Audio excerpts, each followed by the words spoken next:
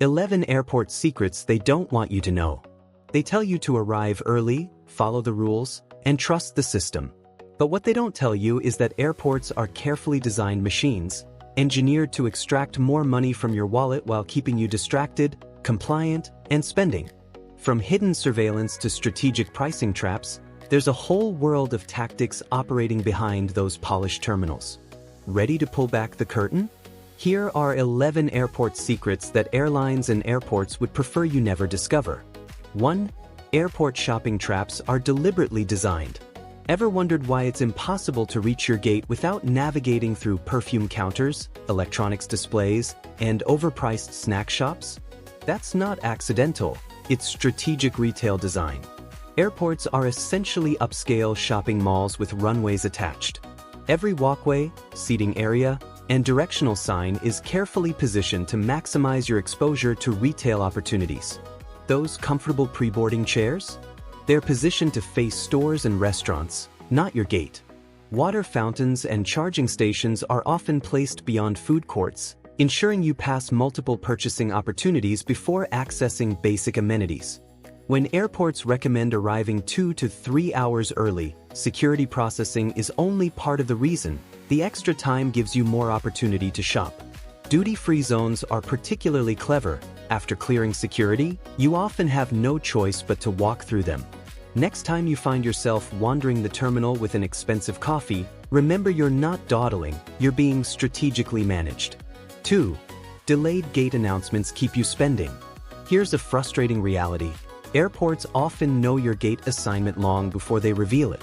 At many international airports, especially in Europe, gate numbers are deliberately withheld until 30 to 90 minutes before departure. The reason? If they announce your gate immediately, you'll head straight there and stop spending money in the main terminal. The longer you remain uncertain and wandering, the more likely you are to make impulse purchases. Last-minute gate changes compound this frustration. Miss your flight because you were settled at the wrong gate?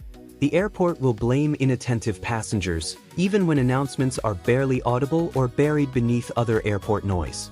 One traveler reported being early, checking their gate, sitting down with headphones, and missing a single garbled announcement about a gate change 2 concourses away. By the time they discovered the change, their seat was gone. Stay vigilant, don't get too comfortable at any gate.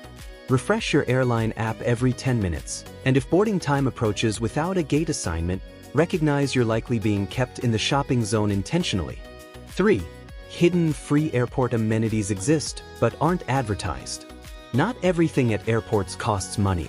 Many major airports offer free perks, you just need to know where to look.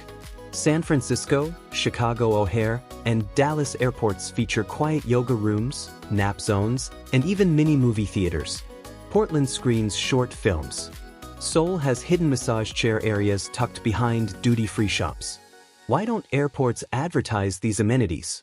Because informed passengers might skip expensive lounges and airport bars. Before your flight, check the airport's website or Google Maps for hidden gems. You might discover peaceful spots with outlets, silence, and no one trying to sell you overpriced travel accessories. 4. The hidden rideshare airport surcharge. That convenient Uber or Lyft you order upon exiting baggage claim. It's costing significantly more than necessary. Airports impose access fees on rideshare pickups, often adding $3 to $5 or even 20% to your total fare. These charges aren't prominently displayed. Worse still, rideshare apps frequently apply surge pricing the moment they detect you're on airport property. One traveler was quoted $48 from LAX, walked 2 blocks off airport grounds, and requested the same ride for $27. The workaround: instead of requesting pickup at the terminal, take a free airport shuttle to a nearby hotel or parking area. Once you're officially off airport property, request your ride. No airport fees, no surge pricing. Some savvy travelers even use hotel shuttles from properties they're not staying at. Just be courteous and disembark early to request your ride from outside the airport zone.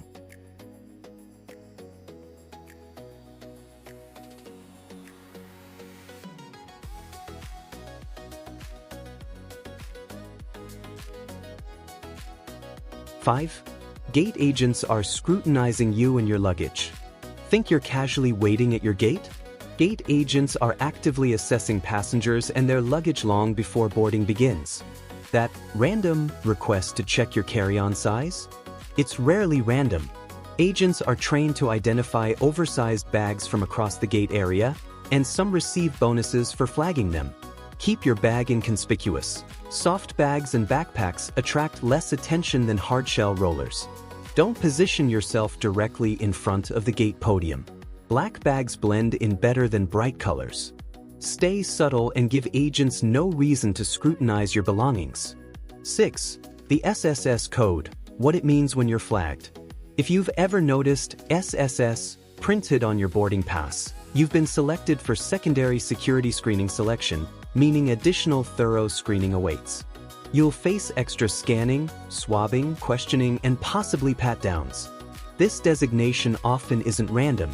Booking one-way international flights, paying cash, making last-minute itinerary changes, or traveling to certain countries can all trigger the flag. Once marked, you may remain on the list for 6 months or longer.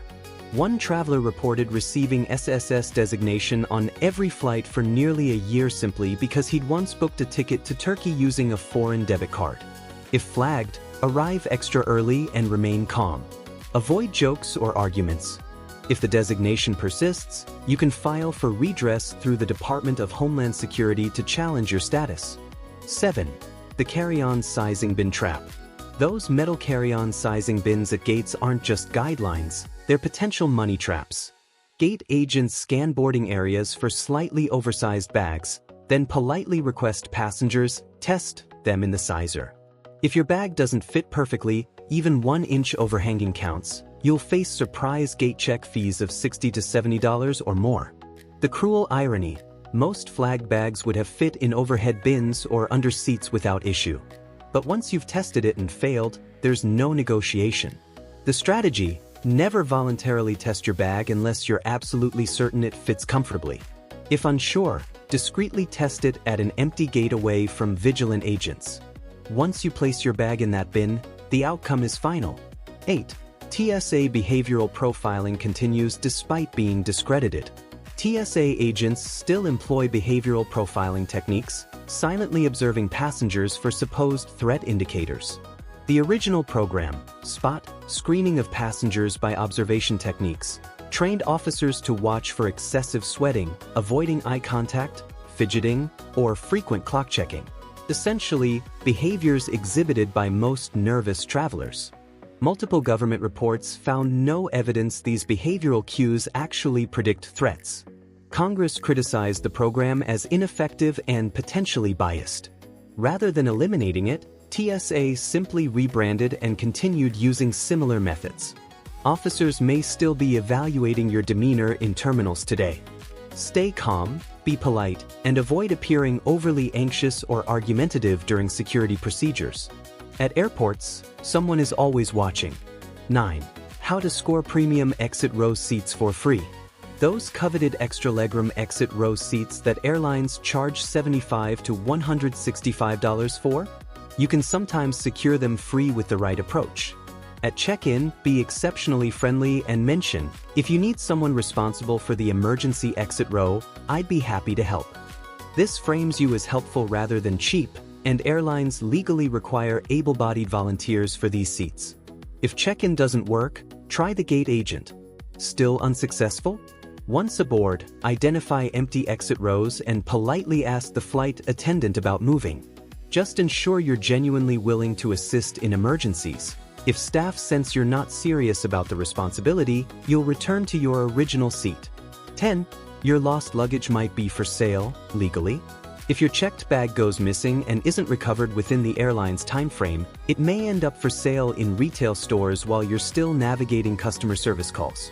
A retail outlet in Alabama called Unclaimed Baggage Center purchases thousands of lost suitcases from airlines annually. Everything inside, clothing, electronics, jewelry, designer items, even wedding rings, gets sold like thrift store merchandise. How does this happen? Airlines typically retain lost luggage for 30 to 90 days. If unclaimed or unmatchable to owners, they sell everything in bulk.